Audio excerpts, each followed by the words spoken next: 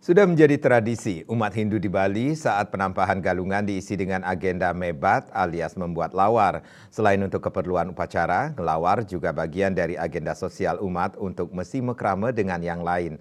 Maka jangan heran sekalipun sama-sama mebat atau ngelawar, antar umat juga ngejot antar sesama.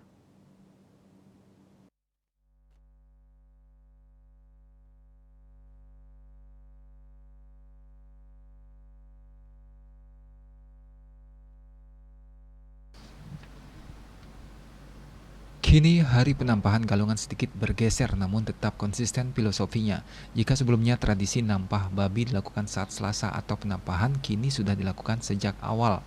Bisa di hari Minggu atau Senin. Hal ini dilakukan untuk kategori sekedemen, tempekan, sekepuro, koperasi, dan perkantoran.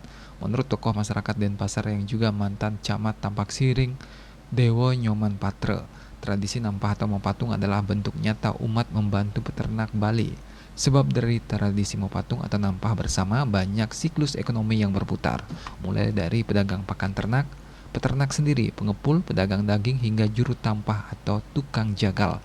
Inilah dikatakan Dewa Nyoman Patre, betapapun majunya zaman di masa mendatang. Diharapkan tradisi nampah dan mebat ini jangan dihilangkan. Lebih baik kita kembali ke tatwayadnya bahwa nilainya lebih luhur jika dikerjakan sendiri daripada serba membeli. Budaya serba membeli akan membuat anak muda Hindu Bali akan manja.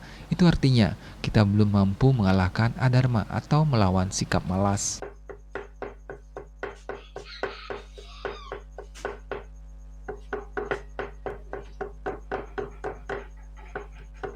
Di Hari Raya Galungan dan Kuningan ada yang disebut dengan penampahan galungan. Disinilah momen kita untuk bersama, berbagi bersama, untuk meningkatkan simakrama dengan teman, apakah teman koperasi, apakah teman banyaran gitu. Di samping itu inilah momen untuk membantu peternak kita yang tradisional. Ya, kita kumpul dari penampahan ini. Ya, kebetulan sekarang karena besok hari penampahan, kebetulan ini banyak juga teman yang ada kesibukan, kita mendahului sehari. Ya, ini kalau lihat ini kan tidak ada kecil-kecil, tapi momennya, makna yang terkandung dalam hari penampahan itu. Bagaimana dengan transfer ilmu ini kepada generasi berikutnya, Pak? Nah, kita juga berharap mudah-mudahan generasi kita dengan ada contoh-contoh seperti ini akan dilanjutkan oleh generasi kita untuk berlanjut.